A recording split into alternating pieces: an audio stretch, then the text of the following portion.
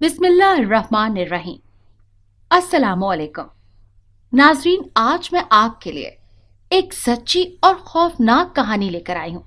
लेकिन इससे पहले कि मैं कहानी शुरू करूँ, जो लोग हमारे चैनल पर नए हैं उनसे गुजारिश है कि वो हमारे चैनल कहानी महल को सब्सक्राइब कर लें, ताकि आपको हमारी इस तरह की दिलचस्प कहानियां बर वक्त मिलती रहें। म्याऊ म्याऊ। फिर बिल्ली की आवाज सुनकर मुझ पर झुंझलाहट तारी हो गई। ओफो, क्या मुसीबत है! न जाने क्या बला है, हर वक्त सर पर सवार रहती है। मनहूस कहीं की। रहने के लिए भी यही घर मिला है इस कमीनी को। हम्म, मुझे न जाने क्यों इस काली बिल्ली से चिढ़ सी हो गई थी। शायद इसलिए कि उसने मेरे वेलवेट की नई बेडशीट पर अपने गाढ़े वाली मट्टी से भरे हुए पंजों से नित नए नक्शो निगार बना दिए थे। बहरहाल, ये बिल्ली काफी पुरस्रार सी थी। इसीलिए कह रही हूं कि ये बिल्ली किसी के घूरने या डराने से भागती ही नहीं थी, बल्कि काफी डट कर दूसरों की आंखों में आंखें डालकर घूरती रहती थी और अपनी जगह से टस से मस नहीं होती थी। ये एक बिल्कुल जेट ब्लैक रंग की बिल्ली थी, जो कि अपनी जिसामत में ज्यादा फरबा ना थी। इसकी आंखें नीले रंग की बड़ी डरावनी और खौफनाक थी। जब मैंने पहली मर्तबा इसे देखा था तो काफी डर गई थी। अब जबकि इसे यहाँ रहते हुए भी 3-4 माह गुजर चुके और अब भी इसकी पुरस्रारियत बरकरार थी, मुझे ये बिल्ली एक आंख नहीं भाती और अपना मजाक उड़ाते महसूस होती है। अभी 3 दिन पहले मेरा पांव सीढ़ियों से फिसल गया था और मैं सीढ़ियों पर ही अपना पांव थाम कर बैठती चली गई। इतना दर्द हो रहा था पांव में कि मैं रुहासी हो गई और ये मनहूस बदतमीज बिल्ली दूर बैठे मुझे तक रही थी, बल्कि ऐसा लग रहा था जैसे मुझ पर हंस रही हो। मुझे गुस्सा आया तो मैं उठकर उसे मारने के लिए आगे बढ़ी, मगर हाय अल्लाह कहकर वापस बैठ गई। इसके बाद से ही मुझे हर वक्त घूरती रहती है। मजे की बात तो ये थी कि ये आम बिल्लियों की तरह गोश्त या दूध खराब नहीं करती थी, बल्कि हम अपने किचन को लॉक भी नहीं करते थे, जो कि आम बिल्लियों की वजह से करना पड़ता है। लेकिन एक बात और अचंभे वाली थी कि सिर्फ 3 महीनों में से कभी किसी ने पेशाब या पखाना करते नहीं देखा था। मैं जब भी किचन में जाती तो ये वहां चली आती और गंधे हुए आटे के इर्द गिर्द मंडलाती रहती, मगर मैं वो भी इसकी पहुंच से दूर ही रखती। एक दिन जब मैं रोटियां बना रही थी तो ये मेरे पास आने के लिए बेताब हो गई और मेरे हटाने पर भी बाज ना आई, बल्कि ऐसा लग रहा था जैसे ये बहुत भूखी है और किसी भी वक्त मुझ पर हमला कर सकती है। मैंने घबरा कर बेलन इसे दे मारा, जो कि इसके अचानक हट जाने पर खड़ाक से दरवाजे में जा लगा। उफ, कितने गुस्से से इसने मुझे घूरा था। हाय, अब क्या करूं? अम्मी! पूरी कुव्वत से मैं चिल्लाई। क्या हुआ तानिया, क्या हुआ? अम्मी की आवाज आई। बिल्ली बिल्ली! मैंने दरवाजे की तरफ इशारा किया, मगर ये क्या? वहां तो कुछ भी नहीं था। अरे कहाँ है बिल्ली? लगता है ये बिल्ली तुमने ज्यादा ही अपने हवासों पर मुसल्लत कर ली है। जब देखो बिल्ली बिल्ली की रट लगाए रहती हो। पूछती हूँ कि क्या कहती है ये मासूम सी बेचारी। वैसे भी बिल्ली के रूप में नादीदा हस्तियां भी रहती हैं, अम्मी ने कहा। अम्मी ने एक दिन मुझे बिल्ली को जूते मारते देख लिया और फिर अम्मी ने मुझे इतनी डांट पिलाई, उसी दिन से मैं वो भूल नहीं पाई। अम्मी देखें, दरवाजे के पास बिल्ली खड़ी है। अम्मी फौरन दरवाजे की तरफ घूमी। अरे कहाँ है बिल्ली? अम्मी वहां पर, मैंने इशारा किया। मगर ये क्या, वहां तो बिल्ली का नामो निशान तक नहीं था। मैं शर्मिंदा सी हो गई। अम्मी मुझे डांटने लगी।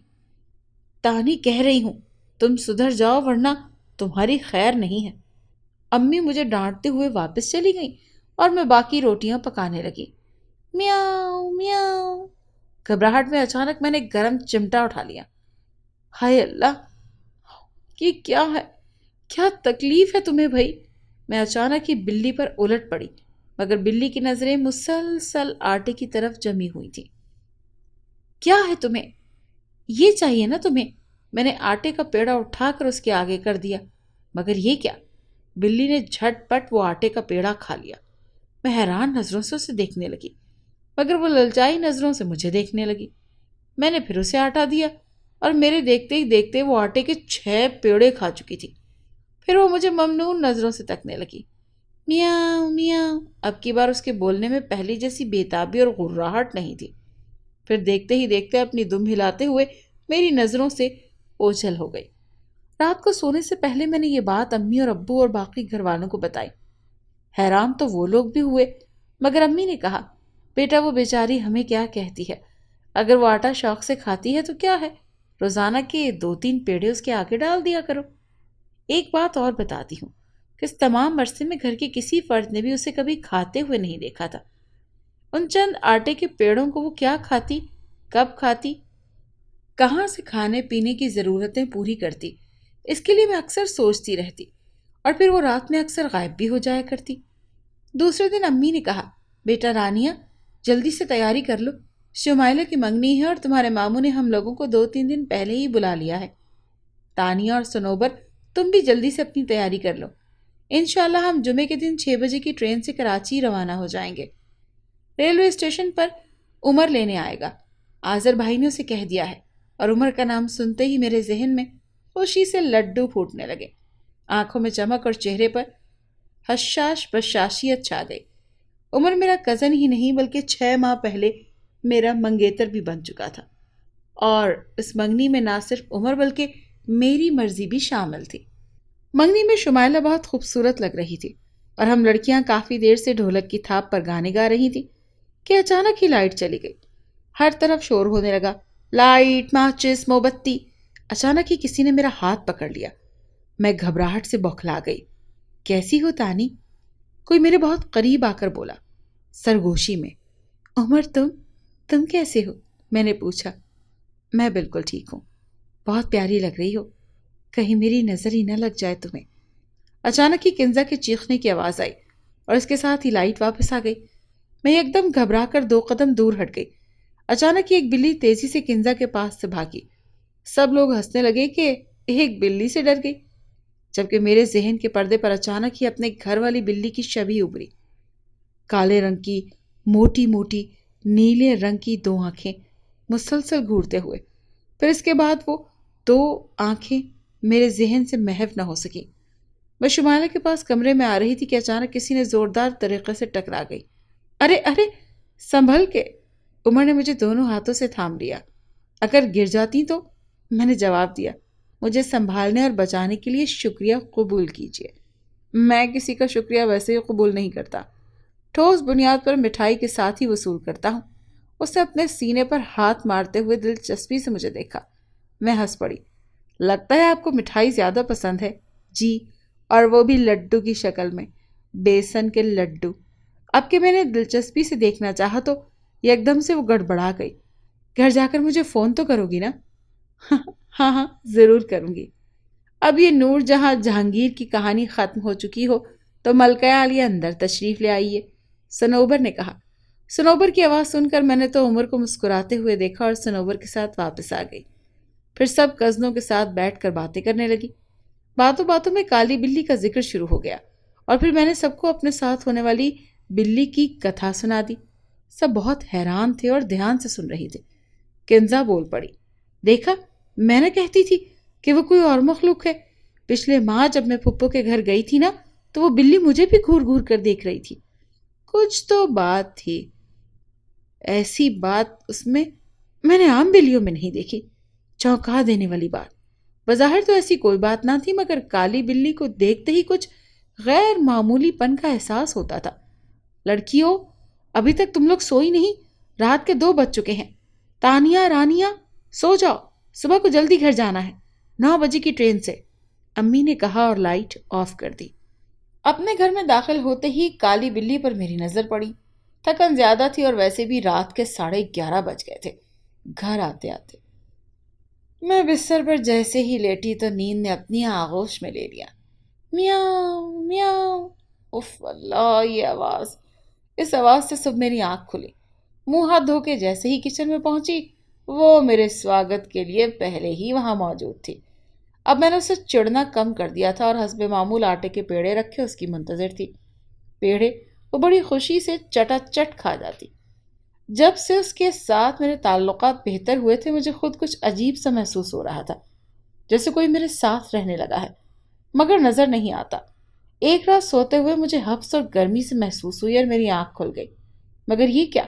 میرے قریب تازہ گلاب کے پھول پڑے ہوئے تھے جس سے بڑی دل فریب اور بھینی بھینی خوشبو اٹھ رہی تھی، اور خوشبو سے سارا کمرہ مہک رہا تھا۔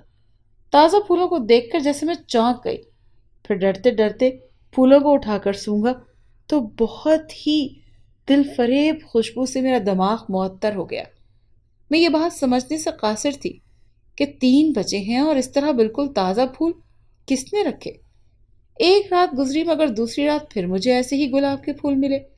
مسلسل 3 روز ایسے ہی ہوتا رہا۔ میں بہت کچھ سوچنے پر مجبور ہو گئی اور عمر کو فون کر کے ساری صورتحال سے بتایا۔ عمر نے کہا پریشان مت ہو، میں شاہ صاحب سے پتہ کرتا ہوں کہ چکر کیا ہے یہ۔ شاہ صاحب میرے نانا اور عمر کے دادا کے بڑے بھائی تھے اور کافی پہنچے ہوئے بزرگ تھے، اسی لیے میں بے فکر ہو گئی کہ اب میری پریشانی کا حل ضرور نکلنے والا ہے۔ مگر اس کے بعد سب کچھ عجیب و غریب ہونے لگا۔ ہوا یہ کہ رات سوتے میں کبھی پنکھا خود بخود چل پڑتا یا پھر چلتا ہوا پنکھا رک جاتا۔ 2 مرتبہ تو ایسا ہوا کہ میں بیڈ پر سوئی ہوتی تو آنکھ کھلنے پر میں نیچے قالین پر موجود ہوتی، اور پھر ایک دن تو حد ہی ہو گئی، میرے دوپٹے کو پھاڑ پھاڑ کر ٹکڑے ٹکڑے کر دیا گیا تھا، لیکن ہر روز گلاب کے تازہ پھول ضرور ملتے تھے۔ ڈر سے میرا برا حال تھا، اور پھر میں نے ایک صبح امی کو بتایا اور اپنا دوپٹہ بھی دکھایا۔ امی بھی بہت پریشان ہو گئی۔ اگلی شام کو عمر کا فون آیا تو اس نے کہا کہ شاہ صاحب نے بتایا ہے کہ جنات کا ٹولہ چھت سے گزرا اور انہی میں سے کسی نے شرارت کی ہے۔ گھبرانے کی ضرورت نہیں، اب ایسا کچھ نہیں ہوگا۔ دن گزرتے گئے اور میں بھی کافی حد تک بے فکر ہو گئی۔ اچانک ایک دن میں سخت بخار میں تپنے لگی تو ابو نے دوا دلوا دی۔ اس شام ایک عزیز کی طرف سے فون موصول ہوا۔ ان کی والدہ کی ڈیتھ ہو گئی ہے۔ عزیزہ کی والدہ ضعیف تھی، بہرحال گھر والے میت میں شرکت کے لیے چلے گئے۔ چونکہ میں بخار کے زیر اثر تھی اسی لیے میں نہ جا سکی۔ امی نے کہا ہم کوشش کریں گے کہ جلد از جلد واپس آ جائیں، تم اندر سے دروازہ بند کر لو، اور گھر والے میت میں شرکت کے لیے چلے گئے۔ میں اپنے بستر پر دراز تھی۔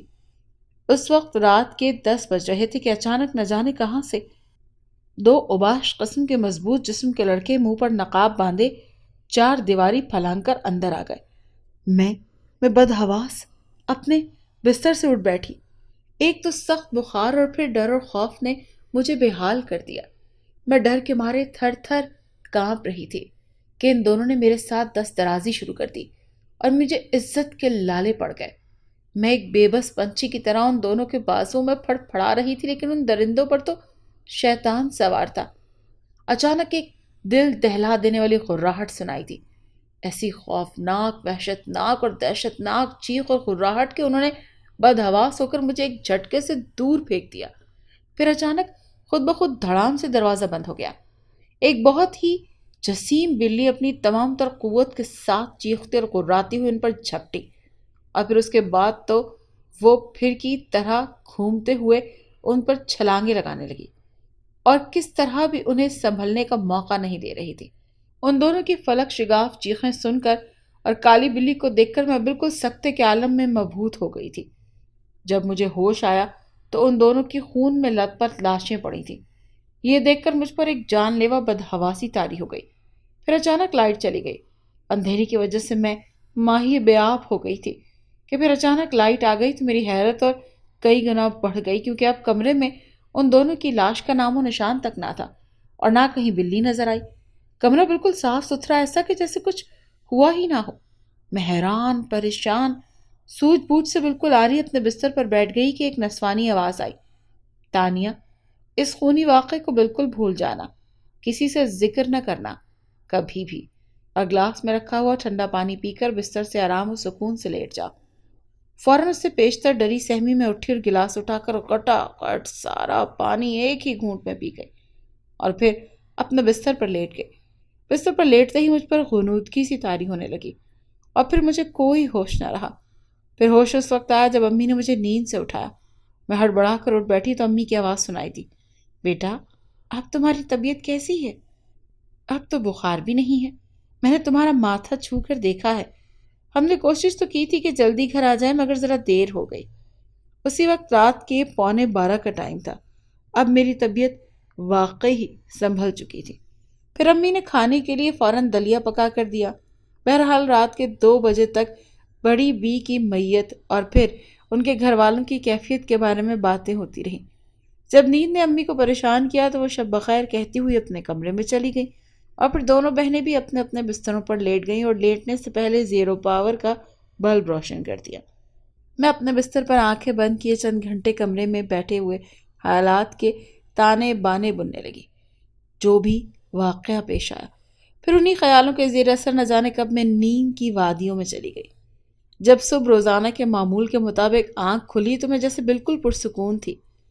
ناشتہ وغیرہ سے فارغ ہونے کے بعد ہم گھر کے کام کاج میں لگ گئے۔ کوئی دن کے 12 بجے ہوں گے کہ محلے میں ایک کوہرام سمجھ گیا۔ محلے کے 2 لڑکوں کی خون میں لت پت لاشیں جھاڑیوں میں پڑی ہوئی ملی۔ لاش کی حالت بڑی بھیانک تھی۔ بتانے والوں نے بتایا کہ ایسا لگتا ہے کہ کسی درندے نے ان دونوں کو بڑے بھیانک طریقے سے بھمبوڑا ہے۔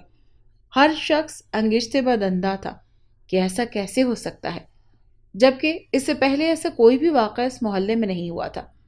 یہ سن کر میں اپنی جگہ بالکل خاموش اور گنگ ہو گئی۔ عجیب حیرت کی بات یہ تھی کہ وہ کالی بلی معمول کے مطابق اپنی حالت میں مست تھی اور پراٹھے پکاتے ہوئے آٹے کے 2 پیڑے بھی کھا چکی تھی۔ ایک دن امی بازار جا رہی تھی۔ اس کے پرس میں 2500 روپے تھے۔ کچھ ضروری گھریلو سامان اور بہنوں کے لیے کپڑے خریدنے تھے کہ اچانک موٹر سائیکل پر 2 لڑکے آئے اور امی کا پرس چھین کر یہ جا وہ جا۔ تھوڑی دیر بعد ہی امی منہ بسوڑتی واپس آ گئیں۔ گھر میں داخل ہوتے ہی زاروں قطار رونا شروع کر دیا۔ ابو کام پر جا چکے تھے اور ہم بہنیں حیران و پریشان۔ امی کی حالت اور آنسو دیکھ کر امی کو پانی پلایا تو پھر ذرا انہیں سکون ملا تو اپنی آپ بیتی سنائی۔ یہ سن کر ہمیں بھی بڑا ہی دکھ ہوا کیونکہ وہ دن مہینے کے آخری ہفتے کا تھا اور ابو کو تنخواہ ملنے میں ابھی کئی دن باقی تھے۔ امی سمیت ہم ساری بہنیں بھی غم سے چور سر جوڑے بیٹھی تھیں اور ہمارے گھر کی کالی بلی سامنے بیٹھی تھی اور ہمیں ٹکر ٹکر دیکھ رہی تھی۔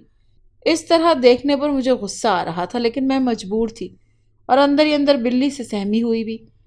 میاؤں میاؤں کرتی ہوئی بلی وہاں سے کمرے کی طرف چلی گئی اور ہم ماں بہنیں اس سوچ میں مصروف تھیں کہ اب کیا ہوگا۔ ابو سنیں گے تو وہ بھی ضرور افسردہ اور غمزدہ ہوں گے۔ بہرحال امی نے ڈھارس بندھائی، بیٹے اب ہو ہی کیا سکتا ہے صبر کے علاوہ۔ کوئی 1 گھنٹے بعد اچانک دروازے کو کھٹکھٹانے کی آواز آئی تو امی نے کہا، تانیہ ذرا جا کر دیکھو تو کون ہے۔ میں نے جب دروازہ کھولا تو کوئی خاتون کالا برقعے میں ملبوس صرف آنکھیں کھلی تھیں۔ انہوں نے فوراً سے پیشتر ایک پرس مجھے پکڑا دیا۔ مجھے پرس پکڑاتے ہی وہ محترمہ واپس پلٹی اور برابر والی گلی میں چلی گئی۔ اچانک ایسا ہونے پر میں پوچھ بھی نہ سکی کہ آپ کون ہیں اور یہ کیا ہے۔ میں نے اچنبھی کی حالت میں دروازہ بند کیا اور امی کے پاس آ گئی تو امی نے فوراً بولی، تانیہ میرا پرس، ارے یہ کہاں سے ملا؟ پھر جو میری نظر پرس پر پڑی تو میں حیران اور پریشان، ساتھ ہی خوفزدہ بھی۔ میں نے فوراً پرس امی کو پکڑایا اور جلدی جلدی چند منٹ پہلے کا واقعہ سنایا، اور جب امی نے پرس کھولا تو اس میں پورے 12,500 روپے موجود تھے۔ اب ہم پر حیرتوں کے پہاڑ ٹوٹ پڑے اور ذہن نے اس گتھی کو سلجھانے سے صاف انکار کر دیا۔ لاکھ کوششوں کے باوجود بھی ہم اس خاتون اور پرس و رقم کے معمے کو حل نہ کر سکے اور اپنے ذہنوں پر پردہ ڈال دیا۔ ایک رات باہر برآمدے کی چارپائی پر لیٹی ہوئی رسالہ پڑھ رہی تھی کہ اچانک آہٹ محسوس ہوئی۔ میں سمجھی شاید امی پانی کے لیے اٹھی ہیں اور مجھے رسالہ پڑھتے دیکھ کر ڈانٹیں گی کہ اتنی رات تک رسالہ پڑھ رہی ہو۔ فوراً رسالہ تکیے کے نیچے رکھ دیا اور منہ پر ہاتھ رکھ کر سوتی بنی۔ بالکل برائے نام سی آنکھیں کھولی دیکھ رہی تھی کہ کب امی جائیں اور کب کہانی مکمل کروں۔ مگر یہ کیا، سامنے صحن میں تو ایک برقع پوش عورت چلی آ رہی تھی۔ میری سانس اوپر کی اوپر اور نیچے کی نیچے رہ گئی۔ اس کالے رنگ تراش خراش کا زبردست برقع بنا ہوا تھا۔ جسم کے نشیب و فراز سے اندازہ ہو رہا تھا کہ وہ عورت اور اس کا پورا جسم برقعے میں چھپا ہوا ہے۔ چہرے پر بھی نقاب ہے، صرف آنکھیں ہی نظر آ رہی تھیں۔ میں بہت خوفزدہ ہو گئی اور دل ہی دل میں آیت الکرسی پڑھنے کی کوشش کرنے لگی۔ چیخنے چلانے کی کوشش کی تو حلق سے آواز بھی نہ نکل سکی۔ وہ عورت چلتے چلتے آہستہ سے میرے نزدیک آ کر کھڑی ہو گئی۔ چند منٹ یوں ہی کھڑی رہی، پھر وہ میرے منہ کی طرف جھکی اور مجھے دیکھنے لگی۔ میرا منہ روشنی کے مخالف سمت تھا۔ اب وہ بالکل میرے قریب تھی۔ میں بالکل بے حس و حرکت پڑی تھی۔ اچانک وہ پیچھے ہٹی اور آہستہ چلتی ہوئی اندر کمرے میں چلی گئی۔ کچھ دیر بعد میرے ہوش و حواس بحال ہوئے تو میں فوراً اٹھ کھڑی ہوئی۔